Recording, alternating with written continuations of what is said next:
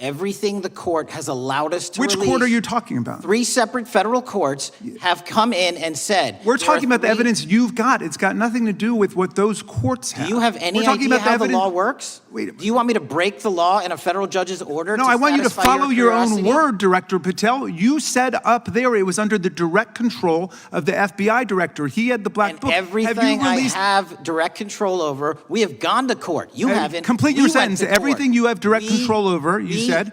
Have gone to court, and everything we have direct control over. Complete your sentence. You said everything. We're releasing. 3 minutes ago, something happened in a packed Senate Intelligence Committee room that will change everything you thought you knew about the Epstein investigation. Jamie Raskin walked in with a file so thick it made the security scanner beep twice. The guards looked at each other. Raskin just smiled, tapped the file, and said 5 words that would echo through every news channel. "This ends today, gentlemen. Everything." Kash Patel, sitting at the witness table with his usual stone-cold expression, that mask he wears so well, cracked just for a second, but the cameras caught it. You need to watch this until the very end, because what happens next will rewrite everything about the FBI, about who is really protected in this country.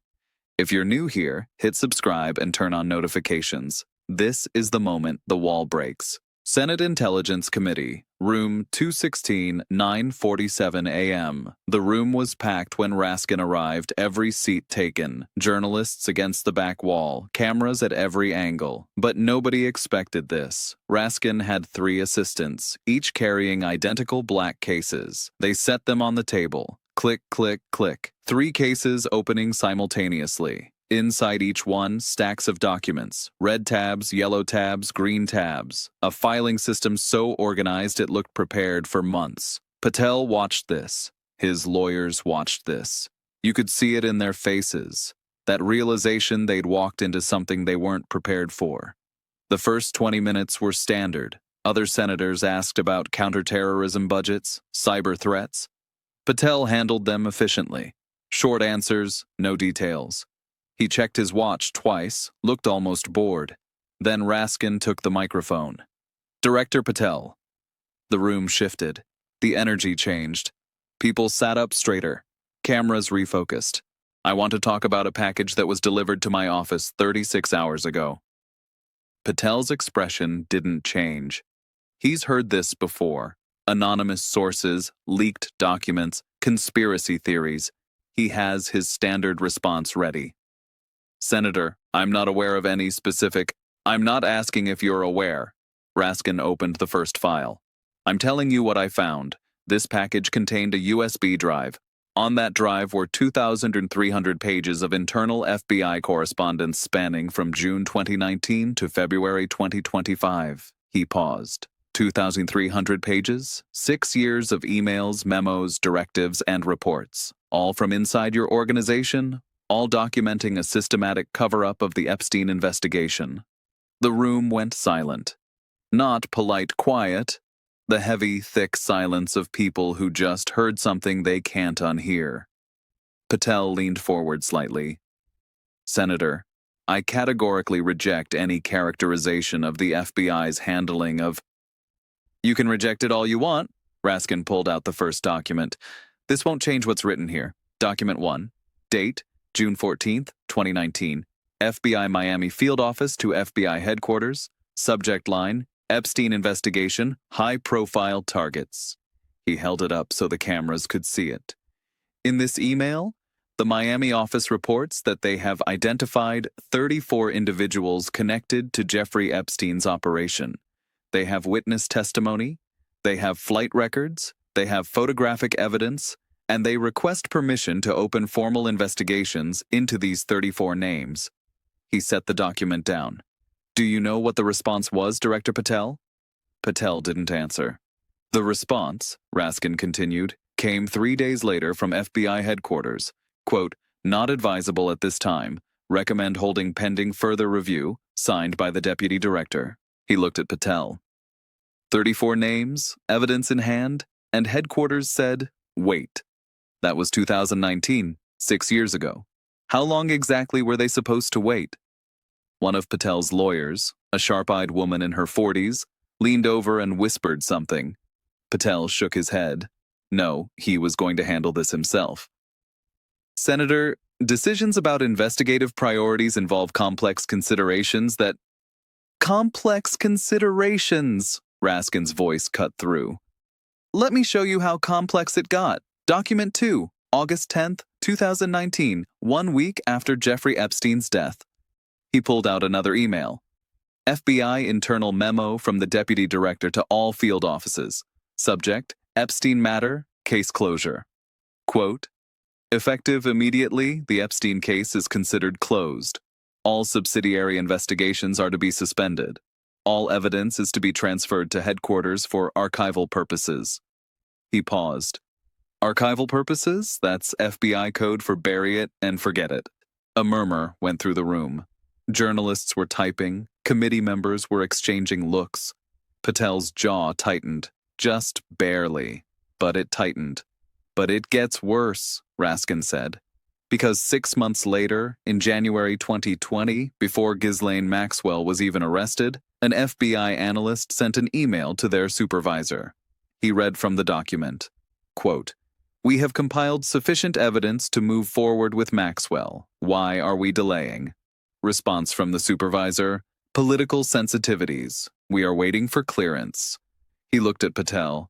Political sensitivities? Whose politics, Director? Who exactly was sensitive about arresting a woman who trafficked children? Silence. Patel's hands were flat on the table now, not moving, just resting there like he was trying to anchor himself. The next document, Raskin said, is from March 2021, after Maxwell's conviction. An FBI field agent submits a report. Quote, subject Maxwell has provided names of 47 individuals involved in the operation. Recommend immediate investigation. And right there, handwritten in the margin, someone wrote, not approved. High-level decision. He set the paper down slowly. High-level decision. Someone at the very top of the FBI, maybe higher, decided that 47 names connected to child trafficking weren't worth investigating. Now I need to pause here. If this matters to you, hit the like button. YouTube needs to see that people care. Drop a comment. Who made that high-level decision? Because we're about to find out. Raskin wasn't done, not even close. He pulled out a document from a different section of the file. This one had a red cover sheet, top secret stamped across it in bold letters. This document, he said, was classified until 72 hours ago when a federal judge ordered its release. It's dated February 3rd, 2025, 2 weeks after you, Director Patel, took office. He opened it. Memorandum from the Office of the FBI Director to all field offices and division heads. Subject, Epstein-related investigations, new operational directives. He began reading slowly, letting every word land. Quote, effective immediately, all active case files related to the Epstein investigation are to be transferred to FBI headquarters. No field office is authorized to initiate or continue investigative activities without explicit approval from the Director's office. All scheduled witness interviews are suspended. All pending document requests are to be denied pending review. He looked up, and at the bottom, Director Patel, is your signature. The room exploded. Shouting from the gallery, journalists jumping up, camera operators scrambling, the chairman banging his gavel. Order! Order! Patel sat frozen. His face had gone white, like every drop of blood had drained out. His lead lawyer stood up so fast his chair scraped. Mr. Chairman, I must object to this line of, sit down, counselor. Raskin's voice was ice. Your client can answer for himself. But Patel didn't answer. He just sat there, staring at the document on the screen behind Raskin's head. His own signature blown up 10 feet tall. Director, Raskin said quietly, now almost gently, do you recognize this document? Silence. Do you recognize your own signature? More silence. Patel's lawyer tried again. Senator, my client needs time to review. Time. Raskin stood up. I've never seen a senator stand during a hearing like this. This document shut down the Epstein investigation. It stopped witness interviews. It blocked document releases. It killed every active lead the FBI had. He pointed at Patel. And you signed it the same day you met with White House officials. The same day. What did they tell you in that meeting, Director Patel? What did they ask you to do? Patel finally spoke. His voice was quiet, strained. Senator, I was not— Don't, Raskin cut him off. Don't tell me you weren't part of this. Don't tell me you didn't know. Your signature is right there. He picked up another document.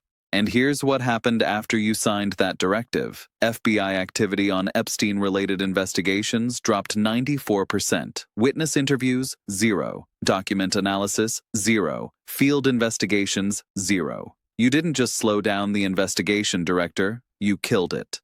And here's the part, Raskin said, pulling out one more document, that should terrify every American watching this. This is an FBI internal list created in 2021, updated in 2025 during your tenure. It's titled, Individuals Excluded from Epstein-Related Investigative Activities. He held it up. 47 names, and next to each name, a code explaining why they're protected. Code A, Political Sensitivity, 12 names. Code B, Diplomatic Relations, 8 names. Code C, National Security Concerns, 15 names.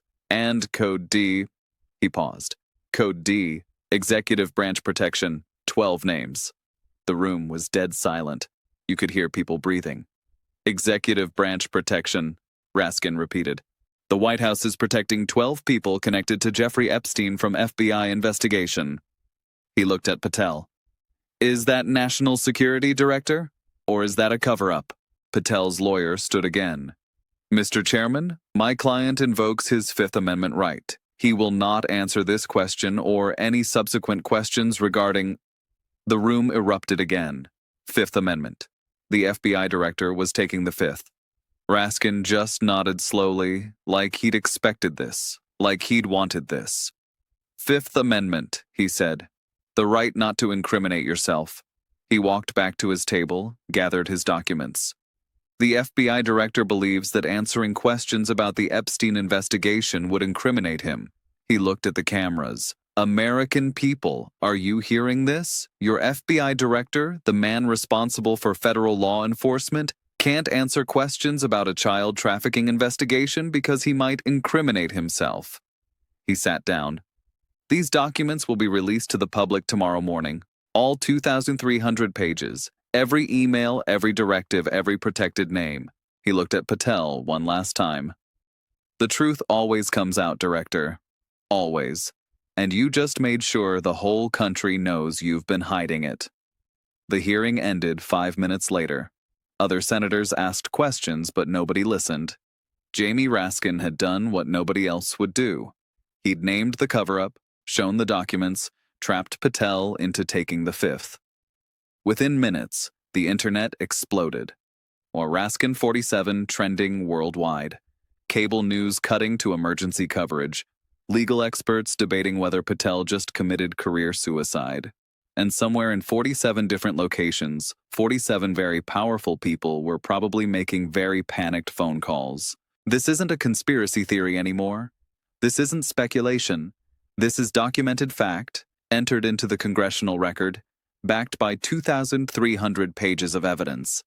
And Kash Patel, the man who was supposed to bring transparency to the FBI, just invoked the Fifth Amendment rather than explain why he killed the investigation into 47 people connected to Jeffrey Epstein's child trafficking operation. If you want to know what happens next, subscribe now. Tomorrow, those documents go public. Every name, every code, every protected individual, and I'll be here breaking down every single page. Share this video everywhere. This conversation needs to reach everyone. The pressure can't stop until those 47 names are revealed. 3 minutes. That's all it took for Jamie Raskin to dismantle the entire cover-up. 2,300 pages, one signature, Fifth Amendment, and Kash Patel sitting there in silence with nowhere left to hide.